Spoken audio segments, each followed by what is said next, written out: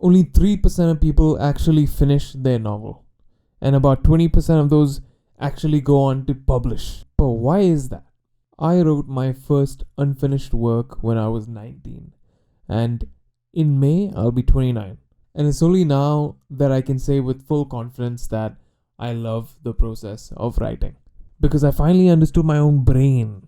After a lot of trial and error, after reading every single popular writing book there is out there, and lots of introspection, I came to a lot of realizations that I wish I could tell my younger self. I realized that the secret was not just knowing the right plot structure or the right character archetypes, or even following successful authors' pre-writing routines. I realized that the keys to cracking this were the same keys to crack anything difficult in life. And that's what I'm going to talk about today. Here are 6 tips I would tell my 20-year-old self about the process of writing. Tip number 1. Embrace the pain. No matter what age you might be, starting something new, learning any new skill is a daunting task for your brain. But just because it feels uncomfortable or difficult doesn't mean it's not for you. Caitlin Woolley and Ayelet Fishback explored how discomfort can motivate personal growth. Researchers found that people they invited to embrace discomfort were more motivated. They persisted longer in improv exercises, engaged more in a creative writing exercise, and opened themselves up to more challenging but important information. This strategy uses cognitive reappraisal to help people assign a new meaning to discomfort, allowing them to use it as a source of motivation rather than a stopping point. This is especially important in today's world of easy access to information and easy access to dopamine, where it's very easy to shy away from discomfort just to get that next hit. But that excitement is fleeting, and chasing it will only lead to despair. Sometimes your brain is like a bad parent. It's just trying to protect you from the discomfort, especially with so many distractions within reach. But the good news is, once you actually wrangle this monkey brain, then it actually throws in the towel and goes, you know what, if you can't beat him, join him. A study by Emily R. Obi et al. Suggested that new neural activity patterns emerge with long-term learning. So it does get a little easier. Tip number 2. Write even if you don't know everything. I mean, how can I start writing if I don't know everything about plot, character, structure? I didn't even go to art school. I didn't take literature. So how can I start writing? This must have been a question that many of us asked ourselves. Of course, you need to spend the time to learn your craft. Whether it may be through books or YouTube videos. I myself have read so many books on writing, I don't even know how many. But as any author will tell you, the best teacher is the act of writing itself. In fact, a study in 2018 by Joanna P. Weaver showed that problem solving before instruction can improve one's ability to understand concepts. In fact, reading in your favorite genres and figuring out for yourself what works, what doesn't, why you like it and why you don't like it is going to be instrumental in helping you understand how to write. And this is why authors say read, and read some more. For some popular authors like Brandon Sanderson, reading bad fiction or experiencing bad media is an extrinsic motivator. And this is because they've trained their minds to look at the nuts and bolts of the story like pieces of Lego that they can rearrange for themselves or for an audience. Tip number 3. Writer's block is not real. It's probably something else that's got nothing to do with writing that's stopping you from writing. Now, I don't think it's productive to chalk it up to something as easy as, say, laziness or a lack of self-control either. In fact, hardworking people can experience writer's block just because they're working extra hard on things other than writing. So their brains are just burnt out before they even start. It could be even something as simple as you not getting enough sleep, or even giving yourself way too much time or a vague timeline to do your work. My issue was that I would, every time I would sit to write in the beginning, I'd find myself getting so annoyingly bored that I would find myself dozing off and falling asleep sometimes. This happens because your brain has been taught by you that focus is expensive and there are more interesting things to explore and other easier dopaminergic stimuli to reach for. So I figured maybe I should start working in short bursts and take multiple breaks so I can kind of ease my brain into it. And this combined with getting a damn laptop riser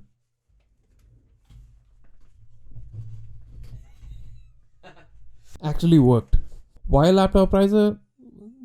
Well, if you're looking down all the time, your brain's probably gonna think, "Oh shit, I'm gonna fall asleep because my eyelids are droopy." In a closing position, if your gaze is eye level or higher, then your brain automatically thinks that you're more alert. The method I use is I work for an hour and then take a 10-minute break. But on tougher days, I might even work as short as 10 minutes and then take another break, another 10 minutes, maybe 15, increase until I get out of that slump if I'm having a slow day. Now, I found out later that I was doing some version of the Pomodoro method. I overheard some granny in my library telling a friend, "Have you heard of the Pomodoro method?" A more common reason for writer's block could be that you look at your social media too much. Unless you have a family member that is dependent on you taking care of them, then you should definitely turn your phone off or turn your notifications off. Because if you're serious about writing, your phone has to go. Tip number 4. Your social life and environment will be the most difficult thing to control. Let me give you a personal example. In my case, at my old job, things became insanely stressful at work during COVID, like it did for all of us. And despite me actually doing really well at the job and getting a lot of success and praise from my employers, something had to give. And I just couldn't write. The high levels of stress and long work hours, working on things that I didn't really love as much anymore, would just leave me really drained. And when I did get home, I would just have about 3 hours left to myself. And in those 3 hours, I would have to cook, eat, work out somehow, squeeze that in, spend time with my wife, who I love very much. And if I stayed up longer, I'd be half asleep at work. It just wasn't working.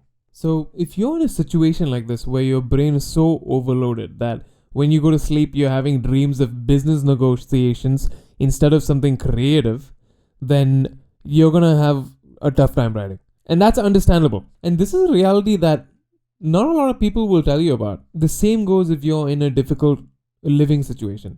Like if you're in a toxic relationship, or your family is toxic, or your friends are toxic, that toxicity and drama will just consume your mind and suck all the creativity out of your writing. Or your writing might just be some really negative, whiny stuff that no one really wants to read. Unless you're into that, I don't know. Say you're lucky and you manage to dodge all the toxic situations and you have an amazing group of friends who love going out and they support you and all of that. Even this can get in the way of your writing, and that's what's tricky.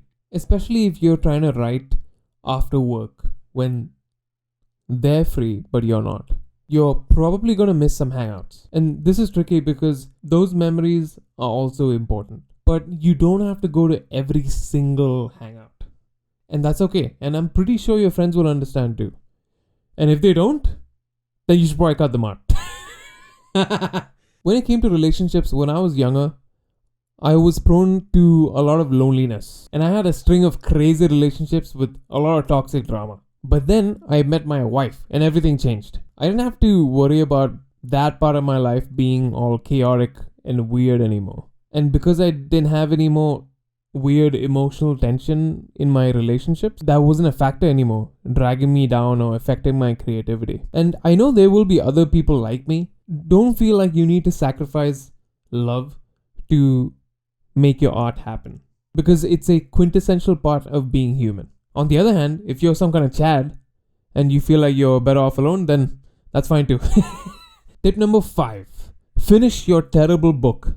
Now, if you're still around and still watching this, comment below and let me know, because I want to thank you for listening to my rambling. Over the years, I've learned not to be precious about your first draft, because every time I've come back to marvel at my masterpiece, I realize that it was total garbage. It needs to be rewritten. But this is a good thing, because real writing is rewriting. So when you're writing your first draft, don't even sweat all the little details. Don't worry about the little nuances of how it sounds phonetically or what fancy words you use. It doesn't matter, because it's still gonna be garbage.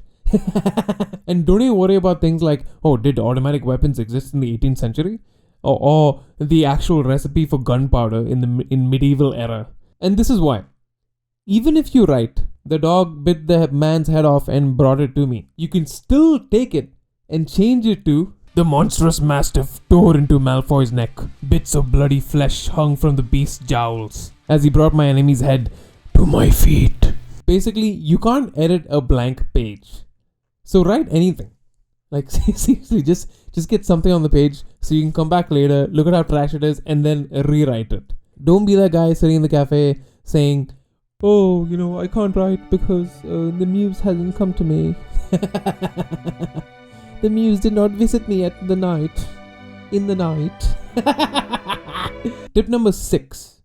Protect your mind at all costs. I'd like to tell my 20-year-old self that our mind is our finest weapon, and we must maintain it like a well-oiled blade. But we must also grind down the edge using friction to keep it sharp. Remember in tip 1 how I quoted a research paper that looked into discomfort and personal growth? Those researchers also found that perceiving discomfort as a good thing also allowed participants to be more open to differing political opinions. Now, why am I mentioning this? This is very important because the world has changed. In today's algorithm-driven world, it's very easy to be driven down toxic rabbit holes that lead us to hyper-focus on drama, news, politics, religion, negativity, and even if the earth is flat or not. A tribe survives in a difficult environment by connecting to similar values and views, while accepting or rejecting proposed plans of action. Like, do we hunt right now? Or, no, let's hunt tomorrow because it's gonna rain. So everyone in the tribe listens to the available viewpoints and plans of action, and then they move on from there, accepting or rejecting different plans. But that's not how the world works anymore, because the Let's Hunt Now party can get offended at the Let's Hunt Tomorrow party and create an echo chamber on the internet, fueled by slander and misinformation attracting thousands. Now, why would these new thousands to the Let's Hunt Now party listen to the other party's views at all when they already have people patting themselves on the back for similar views? This naturally leads to a spiral of toxicity and demonizing of the others that will further divide us and consume our lives. Just like being in a bad relationship, except this relationship is in your hands all the time. So don't let this become a distraction to your writing. If you need to, make sure to counter these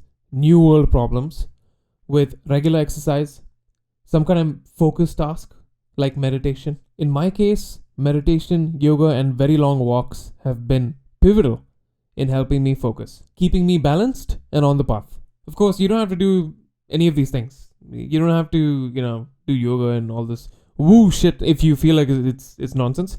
You can go to the shooting range, you can cook whatever you want as long as it helps you. Or play video games. And always remember that even though there will always be someone stronger than you, smarter than you, faster than you, there will still be only one you. So stay positive. Please like, share, and subscribe if you like this video, and I hope you achieve success in your craft.